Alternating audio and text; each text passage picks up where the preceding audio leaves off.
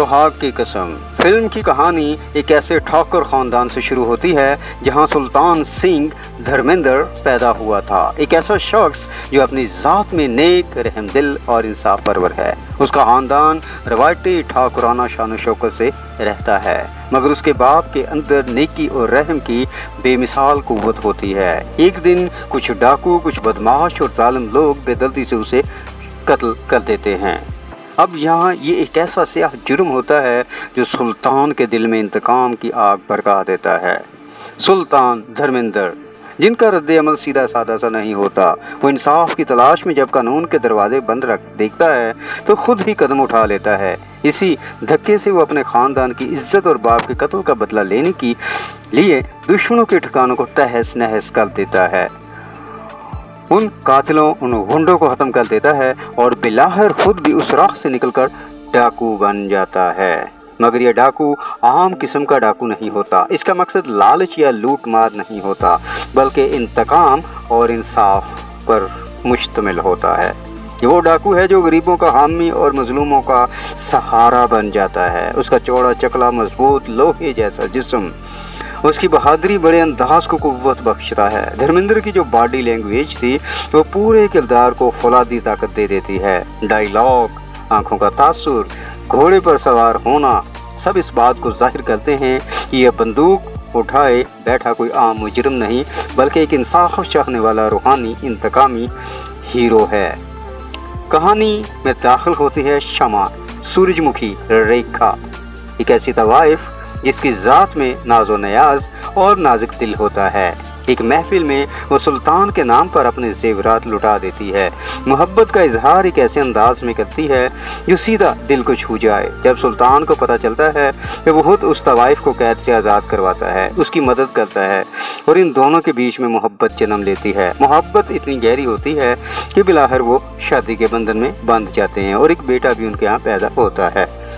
ये वो हिस्सा है जहाँ इंसान को उम्मीद होती है कि इंसाफ मिल जाएगा, जिंदगी दोस्त बन जाएगी और जिंदगी अपनी रो में लौट आएगी।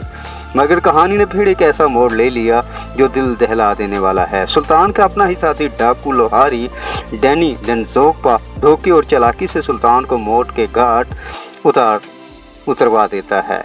इसी धोखे और सितम ने रेखा की जान में इंतकाम की आग भड़का दी होती है। वो तवाइफ जो मोहब्बत में दिली तौर पर मुब्तला थी, अब अपनी सारी ज़ात बदल लेती है। जैसे झांसी की रानी ने मैदान जंग में अपना रंग बदला था, वैसे ही रेखा भी एक डाकू रानी बन जाती है।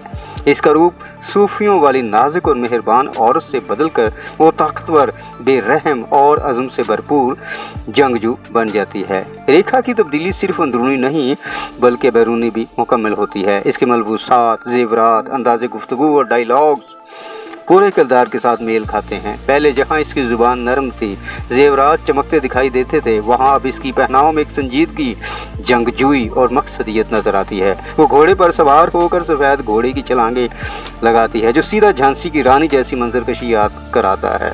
एक औरत जो अपने शोहर के कातलों को चुन चुन कर मार डालेगी। रेखा ने न सिर्फ अपने साथियों की हिफाजत सीखी बल्कि दुश्मनों का मुहासरा करके उनको एक एक करके मार डाला। तो हर मंजर में उसकी बहादुरी और गैरत की नवीद थी। उसके अल्फाज, उसके डायलॉग्स और जो आरज़ूई अंदाज वो लड़ाई में दिखाती है, वो सब उसकी अदाकारी को अरूज पर ले आते हैं। हर सीन में ये वाज़ेह होता है कि वो अपने शोहर के बदले के लिए निकल चुकी है और कोई भी रुकावट उसे वापस नहीं रोक सकती। धर्मेंद्र और डैनी के दरमियान जो बड़ा सीन है, दरिया या समुद्र के किनारे लड़ाई जिसमें गिर कर बहते हैं, वो कोई मामूली मंजर नहीं, ये एक हाईलाइट है जहाँ दोनों की कुव्वत, दुश्मनी और जदोजहद का पेकर एक साथ नजर आता है। पानी में लड़ते लड़ते बह जाना, छलांगे, हाथापाई, ये सब फिल्म के कवी तवानाई से भरे सीन्स में शुमार होते हैं। डैनी की नबद आजमा शख्सियत ने भी इस मंजर को और भारी कर दिया। डैनी की आवाज़, मुकालमा और सरासर विलन वाली मौजूदगी ने इस किरदार को काबिल सताइश बना दिया। फिल्म में साइड विलन में गुलशन गुरुवत थे, उन्होंने भी अपने हिस्से का काम पूरी अहलियत से किया। इनके लिबास, मूवी मेकअप और डायलॉग्स ने ये बता दिया कि ये किरदार जुर्म से जुड़े हुए, बेरहम और ख़तरनाक है। इसी तरह जगदीप का मंजर किरदार भी फिल्म के तवाज़ुन में मज़ाक और तासुर लाता है। हर सीनियर अदाकार ने अपने किरदार के मुताबिक लिबास और अंदाज अपनाए ताकि तमाशाई को फ़ौरन मालूम हो सके कि कौन डाकू है, कौन ठाकुर है, कौन पुलिस वाला और कौन डाकू रानी है। पुलिस वाले के किरदार में सुरेश ओबेरॉय ने जो इंस्पेक्टर दिलदार दाऊद का चेहरा बनाया वो भी मुतासिर कुन था। वर्दी में उसका स्टाइल, मूंछें, हाथ में रिवाल्वर और उसका दिखावट से आरी फर्शनास अंदाज सब मिलकर एक हकीकी पुलिस ऑफिसर का तासुर देते हैं। वो कानून का मुहाफिज है और इसका मुकाबला डाकू इंसाफ के तवाज़ुन को बरकरार रखने के लिए ज़रूरी है। उसके और रेखा चंद्रमुखी के दरमियान अखलाकी कशमकश और इसके बाद तेज पीछा करना और मुकाबला फिल्म के एक अहम सावी को जन्म देते हैं।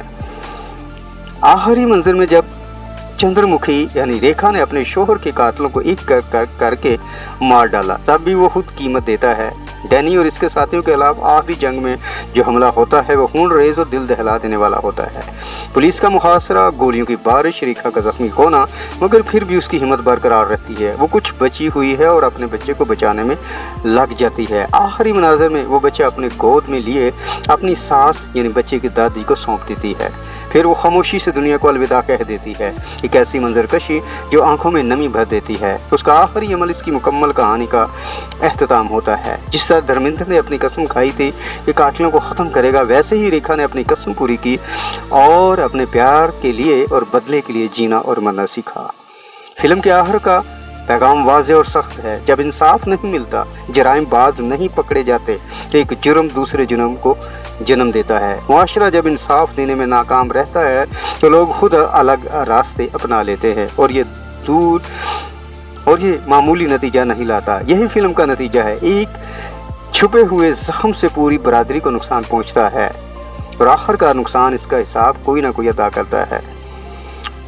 कसम सुहाग की एक एक्शन फिल्म नहीं, ये इंतकाम, मोहब्बत, कुर्बानी और मुआशरत इंसाफ की एक लंबी, भरपूर और दर्दनाक कहानी है, जहाँ हर किरदार धर्मेंद्र की फौलादी जिस्मानी मौजूदगी, इराक़ा की तवाइफ से डाकू रानी तक की तब्दीली, डेनी की खौफनाक वारदातें, सुरेश ओबेरॉय की फर्शनासी, गुलशन ग्रोवर की विलन वाली शिद्दत, सब ने अपनी अपनी जगह पर बेहतरीन लिबास, डायलॉग, अदाकारी के ज़रिए फिल्म को वो संजीदा और यादगार रंग दिया जो आपने भी महसूस किया होगा।